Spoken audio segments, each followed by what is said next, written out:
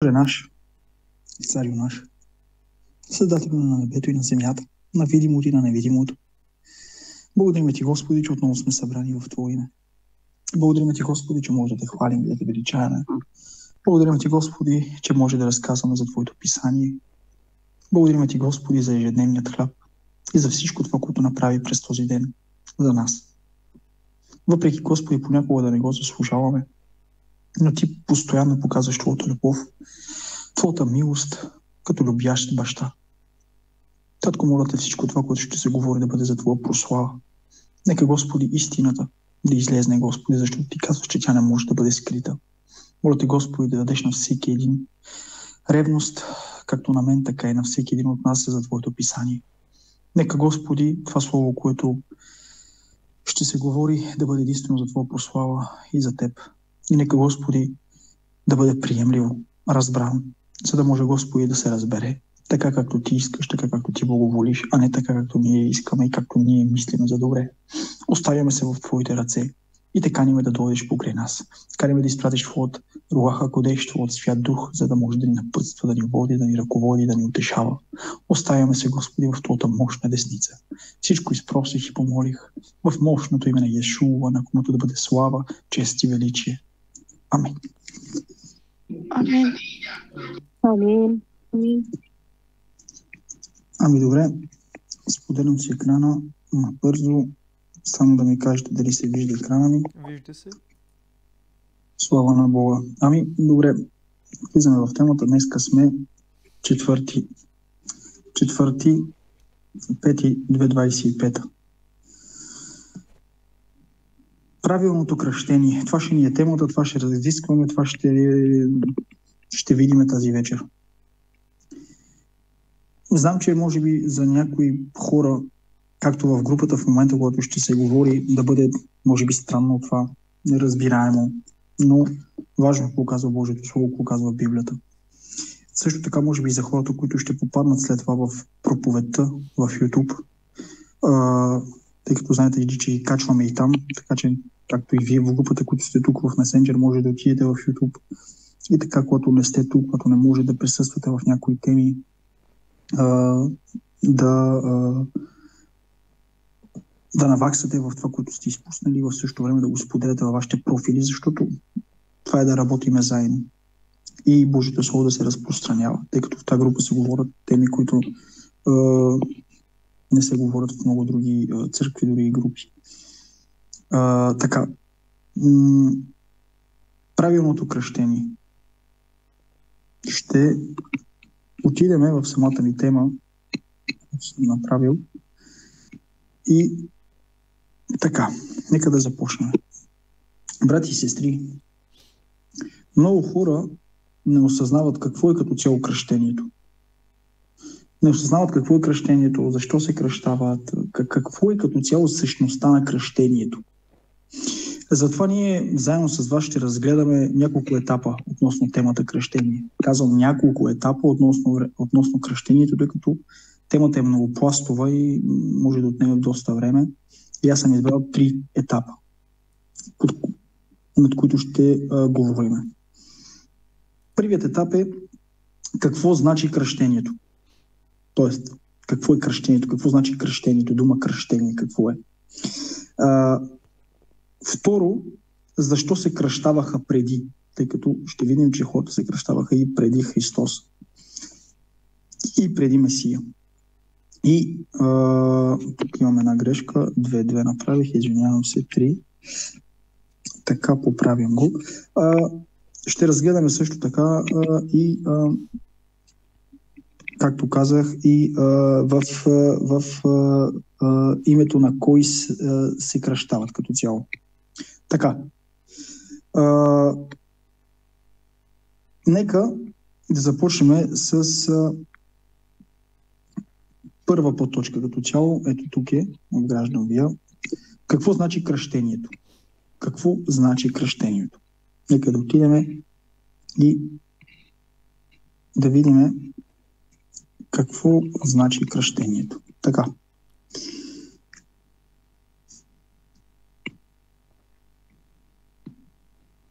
Какво значи кръщението? Значение и происход. Каква е еврейската дума за кръщение?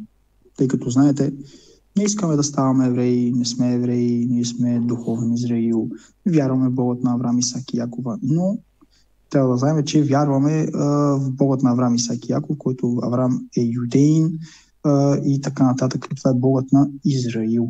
И писанията са писани на еврейски Тора. Вярвам, че Евангелията и след това на гръцки. Така. Ето защо разглеждаме от тази концепция. Значението и произходът, какво е еврейската дума за кръщение. Така. В юдейският контекст кръщението не се нарича така. Тоест не се нарича кръщение. Най-близкият термин, който се използваше дори от учениците, съм сигурен, е тевила. Тевила или тевила, зависи. Което означава потапяне. Вижте, потапяне. Това потапяне се извършваше в специален басейн. Върнете внимание. Това потапяне, тази тевила, това кръщение, както ни го казваме, се извършваше в специален басейн, наречен мигве, който съдържа жива вода. Какво е сега жива вода? Ето, т.е. естествен източник. Т.е. от дъжд, от извор и впроче. Естествен източник на вода. Затова се нарича жива вода. Така, тевила не означава приемане на религия или вяра. Тоест, тевила, както много хора днес мислят, че кръщението е нещо религия, нещо, което е част от самата религия на човека, мога да кажа, или приема някаква друга религия. Не. Тевила не означава приемане на религия или вяра, а ритуално пречистване. Обърнете внимание. Ритуално пречистване. Например, след телесно умърсяване, при подготовка за празник или преди влизането в храма. Сега, чета по-надолу. Значи, защо значи това, тази тевила, какъв е нейният смисъл на кръщението? Значи за външно свидетелство. Обърнете внимание, за външно свидетелство, за вътрешна готовност. Понякога хората го използвали като начин да покажат духовно обновление. Особено в периода на покаяние. Т.е. на тешува. Когато човек се покайва, трябва да направи тевила. Ето защо, брати и сестри, никой не е идвал при Йоан Кръстител и при Месия и да им казва: какво е това ново учение, което правите вие? Защо кръщавате? Какво е това потапяне във вода и изкарване от вода? Какви са тези нови ритуали? Затова казвам, че ако някой си мисли, че кръщението, тевила, както казах тук, еврейската дума мигве, очистването, е нещо като ритуал, идващо с християнството, не. Греши много. Самото християнство, самият Христос, самият Йешуа не е дошъл да създава нова религия или нещо ново. Той не е дошъл да премахне, да развали, да разруши, да даде нещо ново. Той е дошъл да изпълни това, което беше като пророчества за него и с второто си идване да изпълни и другите си пророчества, които са писани за него. Той не е дошъл да създава нова религия, ново движение и нещо от този сорт. Така. Ние сега в момента ще разгледаме с вас втора подточка. Защо се кръщаваха преди? Защо се кръщаваха преди? Ето. Като казвам преди, означава преди, когато казвам защо се кръщаваха преди, ето тук, защо се кръщаваха преди хората, това означава преди Христоса, защо се кръщаваха. Така. Нека да видим защо го правеха преди идването все още на Месия. Както видяхме, че те го имаха като практика.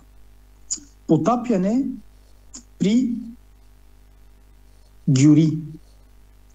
Приемане на юдаизма. Първото, това е първо като цяло. Приемане на юдаизма. Когато не е евреин, т.е. езичник, прозелит, приема юдаизма. Той трябва да приеме или да премине през 3 основни етапа. Първият етап, който вие го виждате, когато някой иска да стане юдеин, трябва да се обреже мъжът.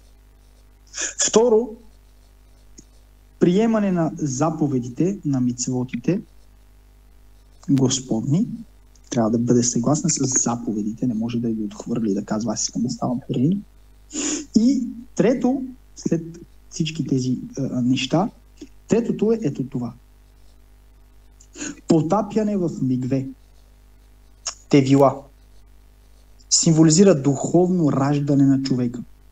Както част от народа на Израил. Забележете, както част от народа на Израил. Той става вече израелтянин. Това не е просто ритуал, а цялостна промяна на идентичността. Фактически, ето защо, както и ние казваме, когато се потапяме във вода, се раждаме. Ражда се нов човек. Идентичността на човека не е същата. Тоест, този езичник, който е живял и да поклони, каквото и да е вършил през живота си, когато идва, още преди Христос казва, преди Месия да дойде на земята, казва уникално, вашият Бог, знаеме, че вашият Бог печелите битките чрез него. Ние виждаме писанията докладва, че Израил печелише битките си от Господна намеса. И има много хора, които са приели юдаизма, само защото са видяли, че това е истинският Бог. Оставили са си идолите, боговете и всичко останало и са приели юдаизма. И когато този езичник, който виждаме тук, иска да стане юдеин, да приеме Богът на Авраам, Исак и Яков, преминава през тези 3 етапа. И последният етап е точно това, което ние наричаме кръщение. Влизане във вода и той се ражда отново. Той не е същият човек, той не е езичник. Евреите не го консидерират вече като езичник. Не му казват, че е езичник. Гоим на еврейските не го наричат гоим. Те го наричат вече израелтянин. И дори името му се променя. Ето както и Бог промени името на Сара, на Авраам и така нататък. Дори и имената на езичниците се променят, когато приемат юдаизма. В какъв смисъл се променят? Променят се относно фамилиарна гледна точка. Т.е. стават примерно Васил бен Адам. Ако аз приема юдаизма, ще се наричам Васил Авраам Адам. Тоест, взимаш името на Авраам и на Адам. Защо? Защото Авраам е нашият баща по какво? По вяра. Авраам е баща на вяра и езичникът се вкарва при Авраам. Ето защо и писанията казва, че ние сме Авраамово потомство, защото вярваме в Богът на Авраам, Исак и Яков. Така. Второ, това е за езичника. Второ, потапяне за ритуална чистота, свързана с празници, събития и обреди. Потапянето се извършва за пречистване от тума. Какво е тума? Ритуална нечистота. И нека да видим за какво, в какви моменти се извършваше това кръщение в тази тума. Преди Пасха, забележете, преди Пасха, за духовно очистване. Извършваше се от жени след месечен цикъл. Например, давам ви един пример, който в момента ми излиза на главата. Веднага, когато Давид излиза на балкона, той вижда една жена, която е Цефора. Извинявам се, не Цефора. Това е жената на Моисей, Цефора. Вижда една жена, която се казва в писанието, че тя се очистваше, правеше точно това, очистване, и Давид я вижда.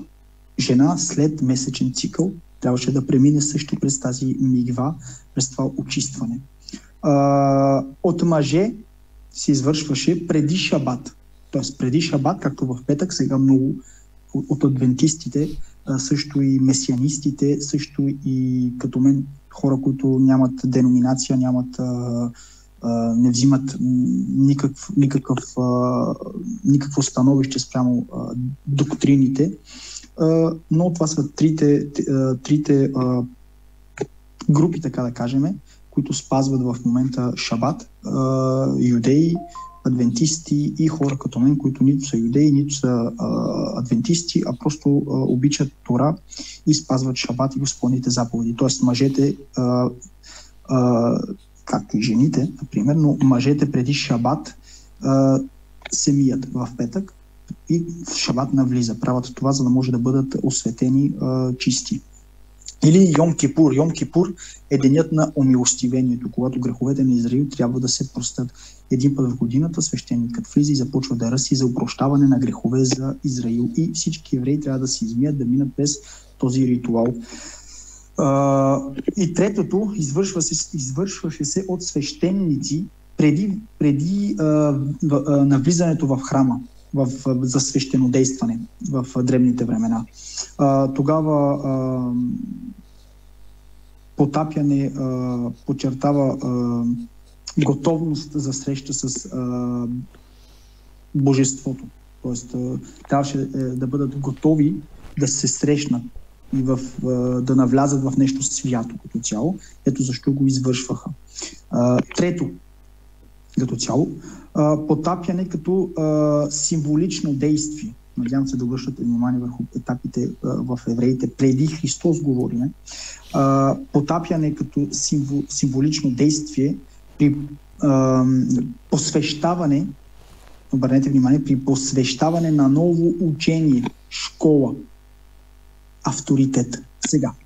Това е много интересно, искам да го подчертаете, искам да го подчертая ето това тук всичко, което виждате на много дебело. Така. В определени еврейски среди, особено сред фарисеите, вие знаете, че и самият Месия е поддържал фарисейското учение, не че е бил против фарисеите, напротив, той казва, Месия, отваряме една скоба, сам Йешуа казва, на мястото на фарисеите, на мястото на Моисей стоят книжниците и фарисеите. За това каквото ви кажат, правете и извършвайте. Но според делата им казва, не постъпвайте.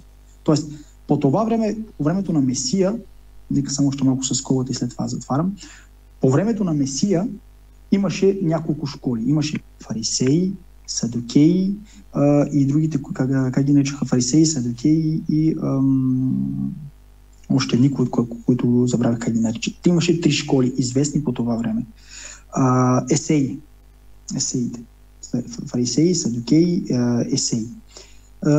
Може би още една-две, но не толкова известни. Но като казвам школи, това означава школи, големи школи за изучаване на Тора, на заповедите, на всичко морални, неморални и така нататък, всичко като цяло за изучаването на Тора. И това е една от школите, така да кажем, от доктрините, в момента както има адвентисти, баптисти и така нататък. По това време е имало 3-4 при евреите.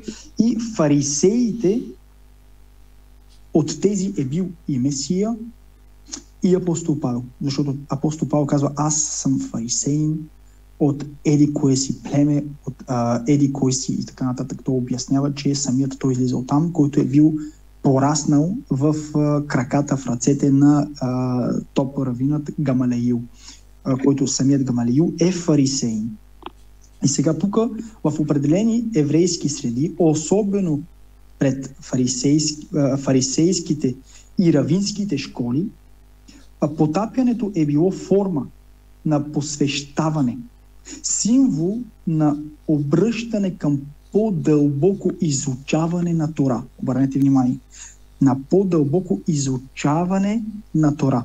Приемане на определени интерпретации или влизане в нова духовна общност. Това не е официална норма в Танах, но има исторически свидетелства за подобни практики. Особено в периода на вторият храм. Така че точно когато говорим за вторият храм, това е по времето на Месия всичко това.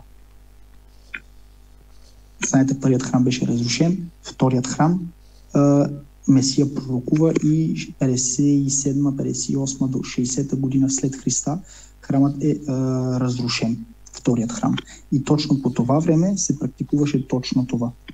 Така, обърнахте ли внимание, че това се вършише, че когато някой изучава Тора в дълбочина, откриват се много дълбоки неща, приемане на определени интерпретации на какво?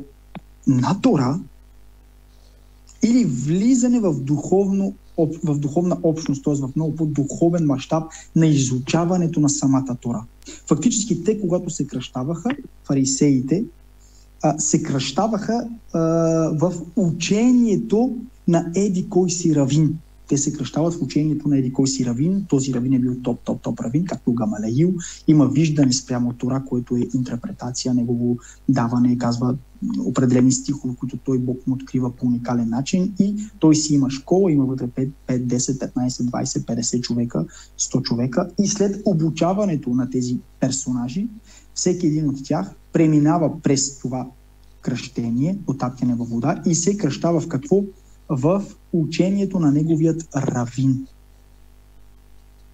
Сега, интересно, това е с Месия свързано. Четвърто, потапяне като акт на лично покаяние и обновление. Индивидуалното потапяне, има понякога индивидуално потапяне, индивидуалното потапяне понякога е израз на личен обрат, т.е. завой към Бога. Форма на покаяние, тешува.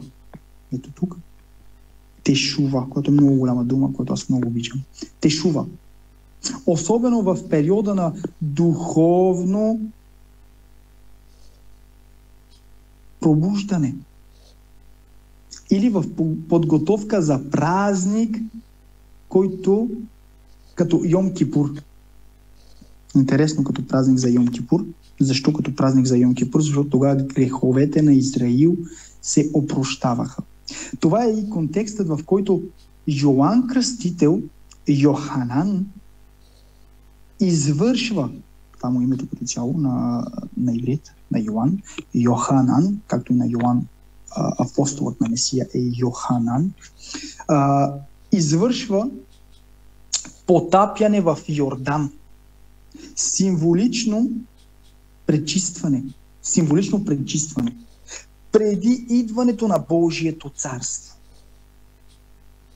Преди идването на Божието царство. Ето защо казвам, че никой юдеин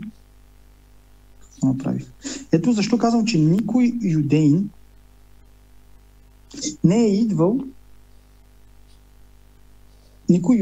идвал да казва какво правите вие, какво е това ново учение, какво вършите. Напротив, самите те идваха, кои фарисеите, ако се сещате в епизодите, в които прочетохте, защото вие прочетохте няколко Евангелия, самите фарисеи идваха и какво правеха? Кръщаваха се. От кой? Кръщаваха се от кой? От Йоан Кръстител. И Йоан им казваше, когато се кръщавах от Йоханан, Йоан им казваше, кой ви предупреди, рожби ехидни, да бягате от този, който идва? Фактически те отиват, знаят, познават този обичай. Не е нещо ново, не идва с християнството. След Христос няма нещо ново, някаква нова практика, кръщение и така нататък. Виждаме, че още преди Христос си извършвало това. Сега искам да отворя нещо много по-дълбоко. След като видяхме първа подточка какво значи кръщението, ние го показахме. Защо се кръщаваха преди? Показа го с 4-5 точки, в какви ситуации, с езичници, с ритуали за очистване, жени, мъже, по време преди навлизането на Шабат, за Йом Кипур, когато греховете трябваше да бъдат опростени на Израил, езични, когато приема, както казах, Месия, и в много други разни контексти те извършваха това кръщение. Така, но третото, което ни остава, в името на кой се кръщават, както аз го споменах, може би вие обърнахте внимание, че казах като цяло в втора поточка, последните ни думи на втора поточка бяха, че евреите, които знаят този обичай, те се кръщаваха в учението на равина, в учението на интерпретацията. Ето тук ще го сложа някъде, къде беше. Да. Ето тук, може да го скромнете това, да направите екранна снимка, за да ви помогне след това върху това, което ще кажа сега.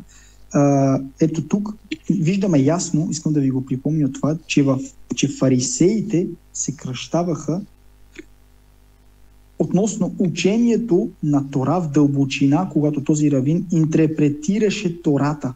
Той обясняваше в дълбочина Тора, защото не на всеки е дадено да знае тайни, мистерии и така нататък спрямо Божието Слово, защото е тихият океан. Плуваш и няма дън. И фактически това отговаря на третата ми подточка, като цяло, ето тук, върху въпроса, който оставям. В името на кой трябва да се кръщаваме днес? В името на кой трябва да се кръщаваме днес? Моля ви да се отворите сега ушите, сърцата и всичко, което имате духовно. Сега.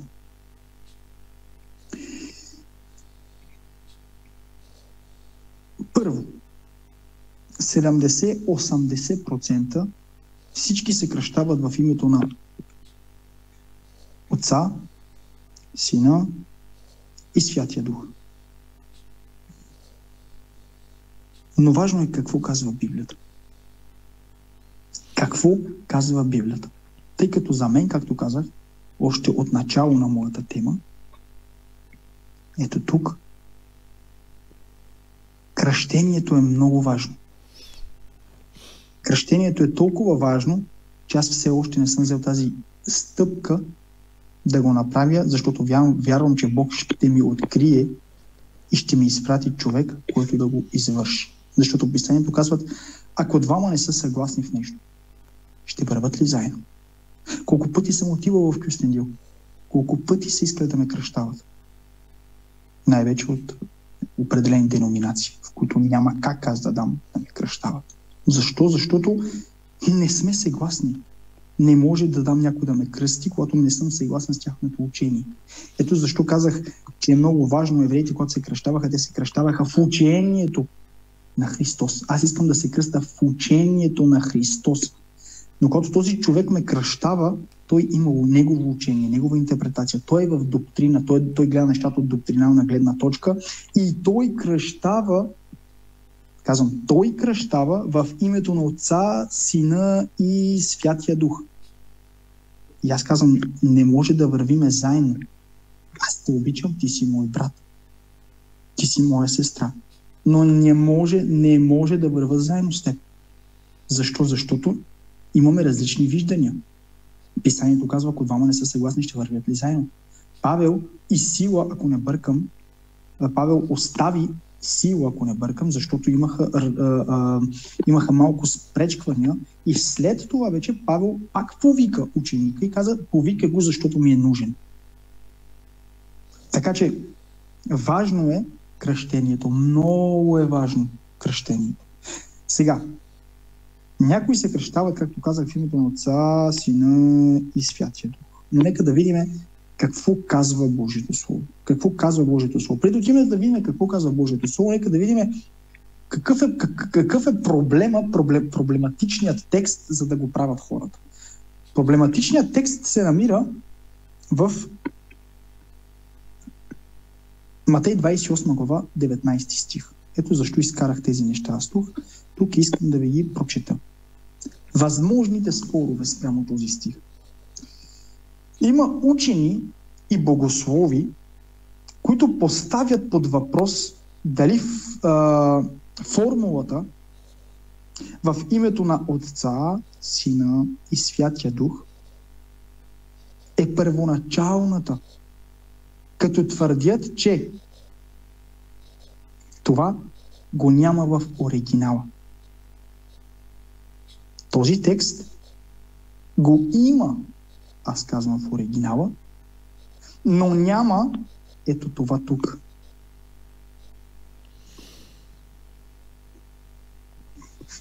Отца, Сина и Святия Дух. Сега, има един Евесеи,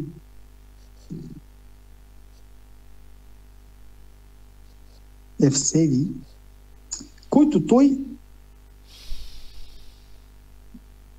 понякога, не понякога, а директно, цитира Матей 28 глава 19 стих в неговите писания с думите. Обърнете сега внимание, слушайте внимателно. Отидете, Исус казва, т.е. той цитира тук този стих така по този начин. Евсеви. Отидете и направете ученици на всички народи в моето име. Обърнете внимание. В моето име.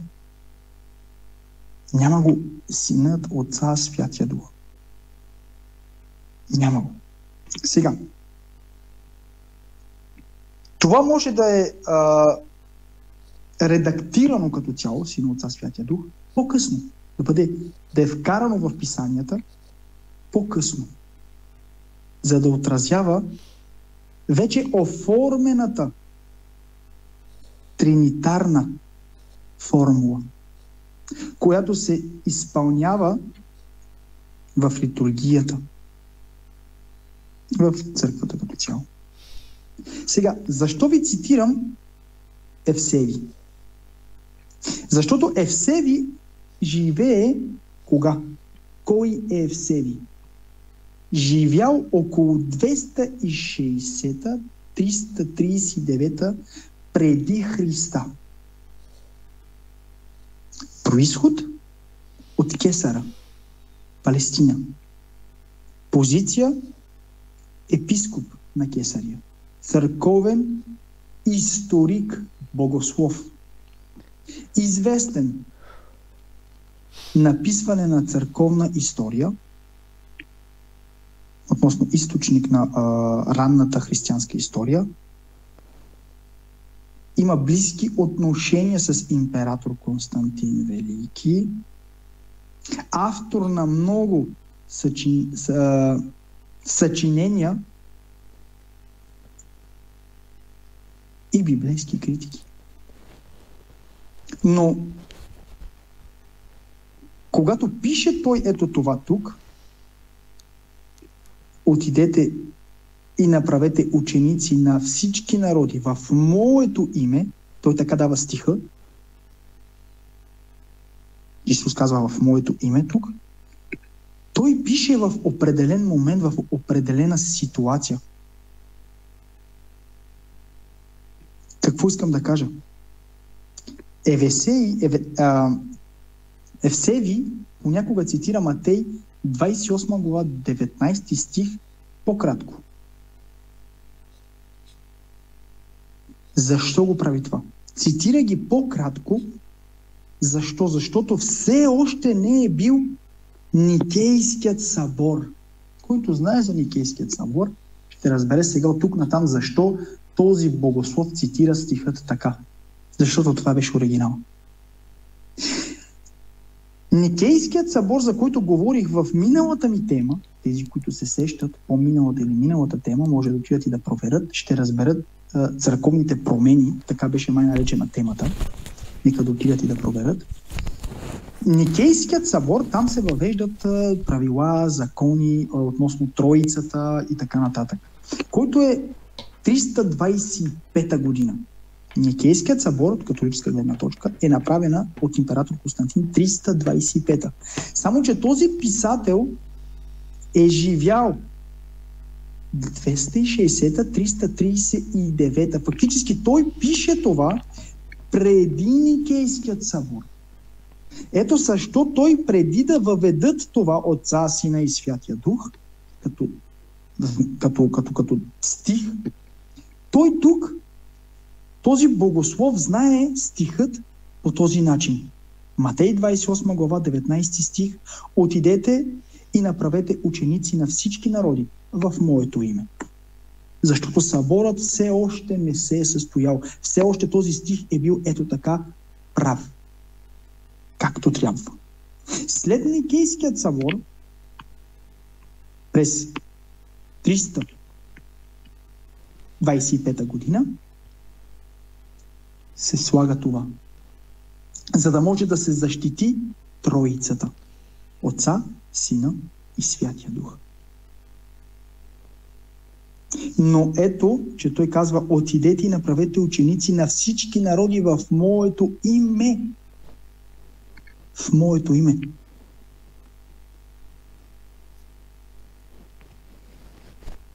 Изглежда съкратена и не включва тринитаизма. Няма го тук. Нормално. Никейският събор не се е състоял. Сега.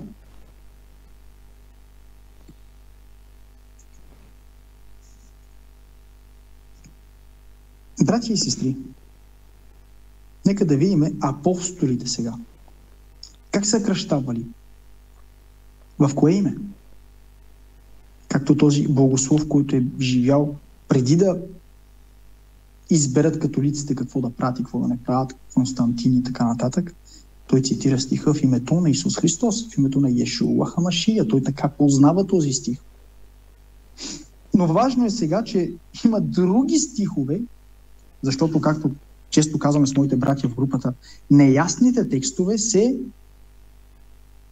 разбират. Как може ли някой да каже? Неясен текст как може да се разбере? Брат Олег?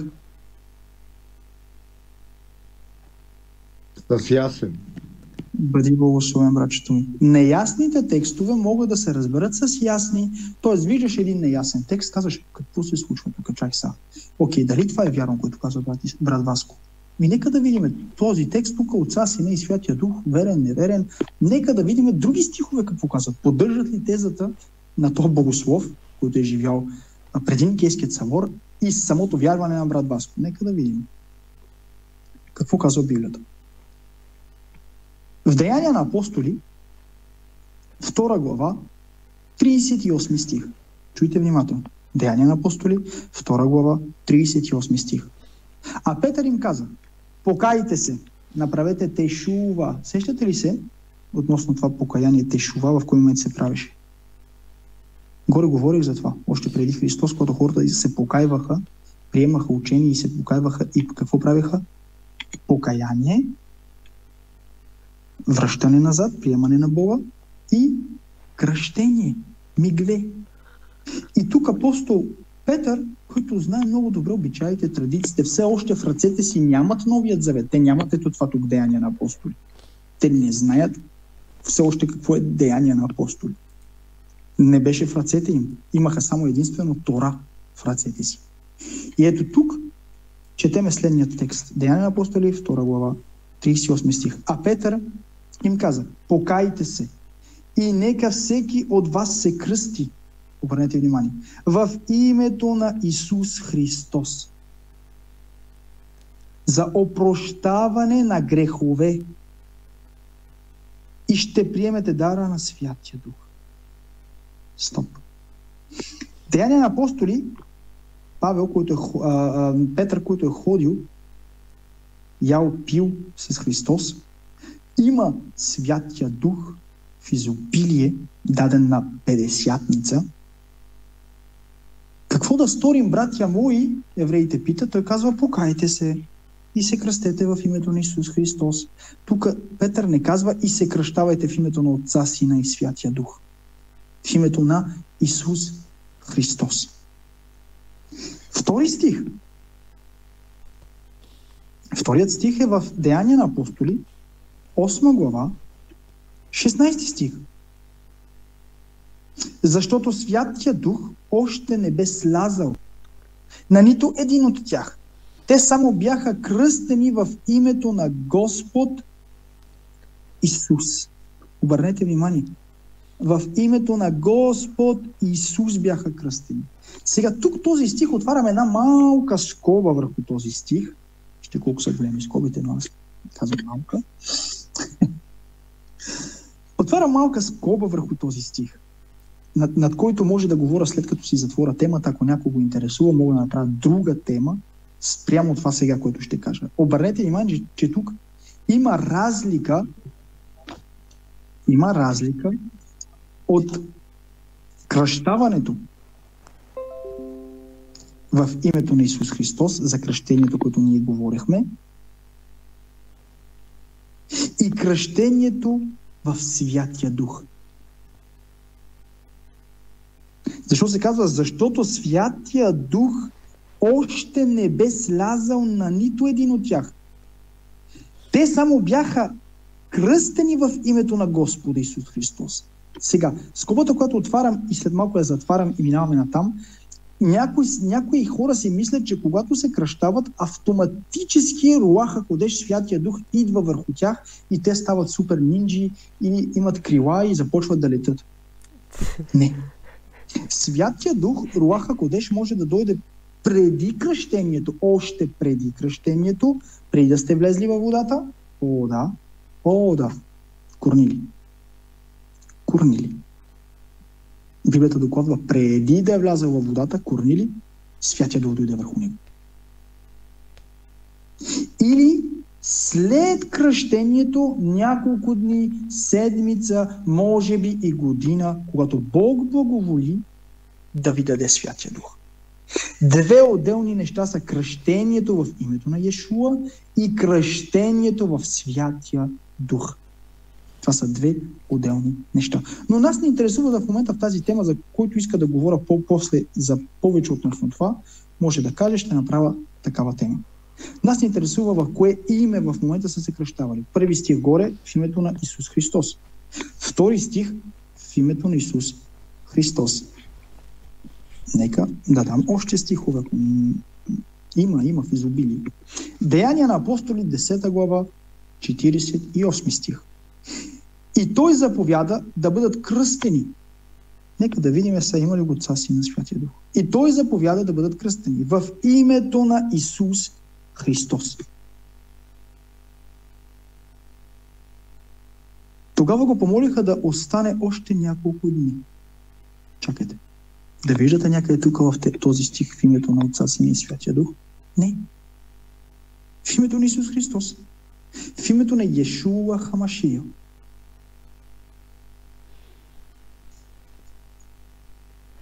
Ето още един стих. Деяния на апостоли, 19 глава, 5 стих. Това са деяния на апостоли, брати и сестри, как да кажа, за да бъда разбран. Знам, че понякога, когато има такива теми, които хората са попити в доктрината си, не искат просто да излезнат там. Вярват в това, така са били кръстени, така правят, така една гъба я изтискаш, но тя си продължава да бъде влажна и суха и да си стои на мястото. Обърнете внимание. Деяния на апостоли, деяния на апостоли, деяния на апостоли, деяния на апостоли.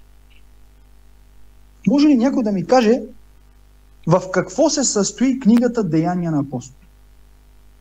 Само да може да вземе и минута, няма никакъв проблем. Да ми каже в рамките на 30-40 секунди, една минута, в какво се състои цялата книга Деяния на апостоли?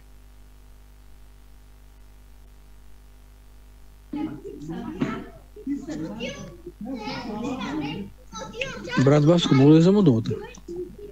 Не, разбира се, връчваме. Деянията на апостолите е книгата, която виждаме действията на апостолите, че изцеляват, че кръщават в името на Исус. Всъщност това са техните деяния, на които са били от Бога. Защото думата деяние означава действие. Нещо човек, което прави. Всъщност това са деянията на апостолите, защото някои знаят книгата какво е, но всъщност някои не знаят какво означава думата деяние. Т.е. това е действието на човек. Всъщност ние виждаме какви са били техните деяния. Те са проповядвали, те са изцелявали, те са кръщавали. Всъщност, като цялата книга лежи върху техните действия, които вършат в Божието дело. Амин. Слава на Бога. Благодаря ти, братчето ми. Нека Бога те благослови. Точно така. Това са учениците на Христос, които показват как трябва да се постъпва, какво трябва да се прави, Когато искаш да вземеш някакво решение, да се съветваш със Святия Дух, какво са правили след възкресението на Месия, след възнесението на Месия, какво са учили, как са проповядвали, как са кръщавали. Ако ние не живеем спрямо деяния на апостоли, ние сме мъртви. Ще умреме в греховете си. Да не бъде. Това са апостолите, учениците на Христос. Както и ние сме учениците на Месия. И трябва да се, Писанието казва, да се уподобим на Христос. Не да сме като Него, но да се уподобим. А колко повече, както каза Писанието, трябва да ходим като Него, а колко повече трябва да правим това, което са правили апостолите. Да проповядваме това, което са проповядвали апостолите. Да живееме това, което са живеели апостолите. Да учим хората това, което апостолите са учили хората. Да кръщаваме така, както апостолите са кръщавали. Ето защо тук в Деяния на апостоли се цитира многократно в името на Йешуа Хамашия. Няма Отца, Сина, Святия Дух. Въведен в Никейският събор. Ето защо, както казах сега, подкрепяме ли този богослов, ето тук, този богослов, Кевсеви, за който ви споменах, че той Кевсеви през 260-339 между тези години, преди Никейският събор, той цитира стихът Матей, 28 глава, 19 стих, последният начин. Отидете и направете ученици на всички народи в името ми. В името ми. Това са думите на Христос. Отца, Сина, Святия Дух. Това е сложено от католиците след това, за да може да защитат, по-точно от Константин, за да може да защитат триединството, три личности, трима Бога, три, така нататък, три. През 325 година. И така. С всички стихове, които видяхме, има и в Галатяни, 3 глава, 27 стих, се казва следното. Излизаме от Деяния на апостоли, отиваме в Галатяни, 3:27. Понеже всички вие, които се кръстихте в Христос, в какво се кръстиха? В Христос. С Христос се облякохте. Братя мои, кръщението, братя, сестри и възлюбени от Господа, кръщението е много важно. Много, много важно. Как човек се кръщава? Какви думи изповяда? С устата си човек ще се оправдае и с устата си ще се осъди. Това, може би някой да каже, какво значение има, ако се кръщава в името на Отца, Сина и Святия Дух? Вижте колко е нелогично. Отидете и кръщавайте в името единствено число. В името единствено число. Ходил съм на училище до 8 клас. Слава на Бога за мъдростта, която ми е дал. Единствено, множествено и така нататък. В името единствено число има определено име, което е над всички други имена. Така че в името на Йешуа Хамашия, в името на Исус Христос да се поклони всяко коляно, небесно, земно и подземно. И всеки език да изповяда, че Йешуа Хамашия, Исус Христос е Господ за слава на Отца. И тук някой може да каже, да, но в името на Отца, Сина и Святия Дух едно и също еквивалентно е. Не е еквивалентно. Защото името на Отца, това е титла. Когато някой мен ме попита как се казва баща ти, аз не казвам баща ми, се казва баща ми. Когато някой попита синът ми как се казва баща ти, синът ми не казва баща ми, се казва баща ми. Или когато попита някой мене как се казва синът ти, аз не казвам синът ми, се казва синът ми.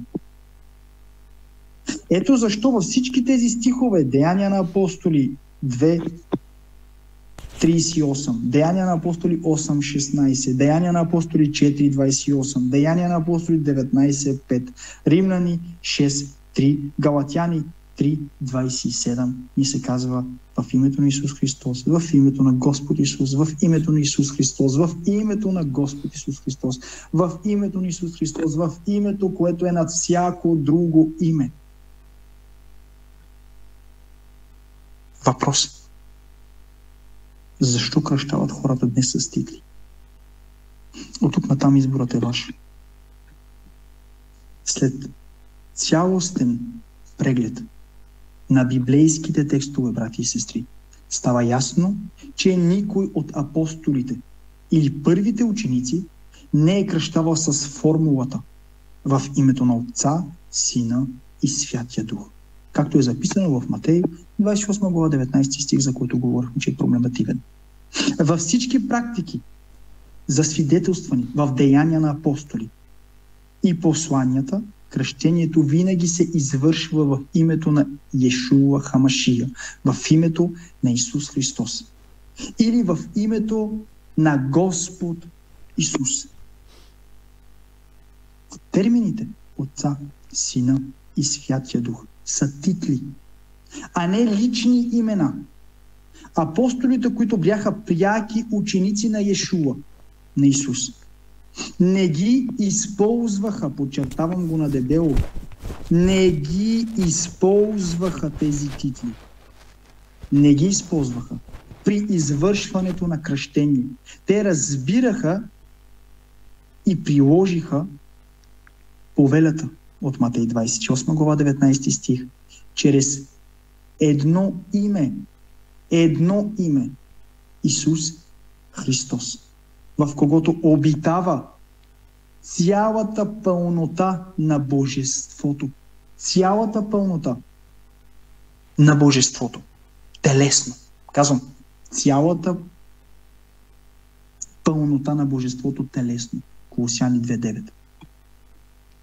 Сега, следователно, библейски правилната форма на кръщение, според апостолската практика, казвам, с всичко това, което видяхме, апостолската практика е кръщението в името на Исус Христос, в името на Йешуа Хамашия. Не чрез обобщени титли, а чрез конкретно име, в което има спасение. Деяния, 4 глава, 12 стих. Нека да се помоля накратко и затваряме темата. Господи наш, Царю наш, Спасителю наш, благодариме Ти, Татко, за Твоята благост и за Твоята милост. Благодариме Ти, Господи, че всяко нещо може да го слагаме, Господи, под лупата на Твоето Слово, за да разбираме, Татко, това, което Ти искаш да ни кажеш. И аз те моля, Господи, ако нещо сме казали, ако нещо съм направил волно или неволно, съгрешил в действия, в дела, в мисли, в говорене, Татко, през този ден Ти да ми простиш в мощното име на Йешуа Хамашия и да ми бъде простено. Моля Те, Господи, да изпратиш правилният човек. Ти, Господи, да изпратиш човек, който, Господи, да благоволи. Един ден, Господи, чрез Твоята воля и аз да бъда кръстен. И аз, Господи, да преживея това новораждане, за което Ти говориш в Твоите писания. Но вярвам, Господи, както го и казах в моята тема, че Ти може да ни кръстиш с Твоят руаха кодеш, с Твоят свят дух, още преди потапянето във водата. И аз вярвам, Господи, както Корнили беше кръстен със Святия Дух, че ние може да бъдем кръстени с Твоят руаха кодеш, с Твоят свят дух, още преди да влезнем във водата и да направим мигва, за да оставиме там старият човек. Затова Те моля, Господи, да минеш от сърце на сърце и нека тази тема, Господи, да бъде разбрана, да бъде, Господи, приложена в действие, в практика, Татко. Защото, Господи, ако не прилагаме Твоето Слово така, както Ти искаш, ще умреме, Татко. Нека всичко да вършиме за Тебе и заради Тебе. Шма Израел, Адонай Елохейну, Адонай Ехад. Амин.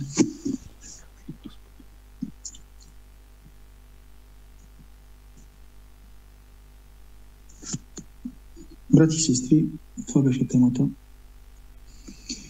Надявам се, че имате, може би, въпроси за самото кръщение или какво ви направи впечатление относно тази тема. Затова ще почна, както сте ми подредени, така и ще ви дам думата.